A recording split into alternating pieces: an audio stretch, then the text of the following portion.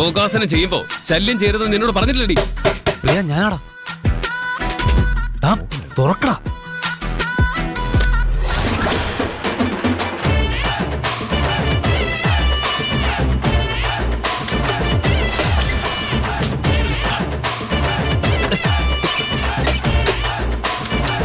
നീ മുറി അടച്ചിരുന്ന് യോഗ ചെയ്യുന്നു ദർശന പറഞ്ഞപ്പോഴേ എനിക്ക് മനസ്സിലായി. നീ എന്തോ തരികട ഒപ്പിച്ചിട്ടുണ്ടെന്ന്. എന്താടാ? നീ വന്നേ പറയാം. തരികിടയൊന്നുമല്ല, പാർവതിയെക്കുറിച്ച് എനിക്ക് നിന്നോട് പ്രധാനപ്പെട്ട ഒരു കാര്യം പറയാനുണ്ട്. അതിനാ ഞാൻ നിന്നോട് ഇങ്ങോട്ട് വരാൻ പറഞ്ഞത്. എനിക്കൊരു അനിയത്തി ഉണ്ടല്ലോ, ഒരു ഉഴക്കാളി. അവളിതറിഞ്ഞാൽ എന്റെ തല തിന്നും. അതുകൊണ്ടാ മുറി അടച്ചിരുന്ന് സംസാരിക്കാന്ന് വെച്ചത്. പാറുവിനെ കുറിച്ച് എന്നോടെന്തോ പ്രധാനപ്പെട്ട ഒരു കാര്യം പറയാനുണ്ടെന്ന് പറയുമ്പോ തുടങ്ങിയല്ലേ? എന്ത്? ആദ്യം ഉടക്ക്, പിന്നെ പ്രേമം.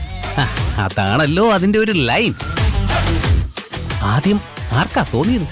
നിനക്കോ അതോ അവക്കോ? അതൊന്നുമല്ല. പിന്നെ പാറുവിനെ കുറിച്ച് പ്രധാനപ്പെട്ട എന്തോ കാര്യം പറയാനുണ്ട്, പെട്ടെന്ന് വാന്ന് പറഞ്ഞിട്ട് നീ എന്താ ആലോചിച്ചിരിക്കുന്നെ? നീ പെട്ടെന്ന് വരണമെന്ന് പറഞ്ഞതുകൊണ്ട് ഞാൻ മുഴുവൻ കഴിക്കാതെ എഴുന്നേറ്റ് വന്നതാ. എന്താടി ഇത്ര വലിയ ആന കാര്യം? പാറു വന്നോ? എത്തിയില്ല. എന്താടി, എന്തെങ്കിലും പ്രശ്നമുണ്ടോ?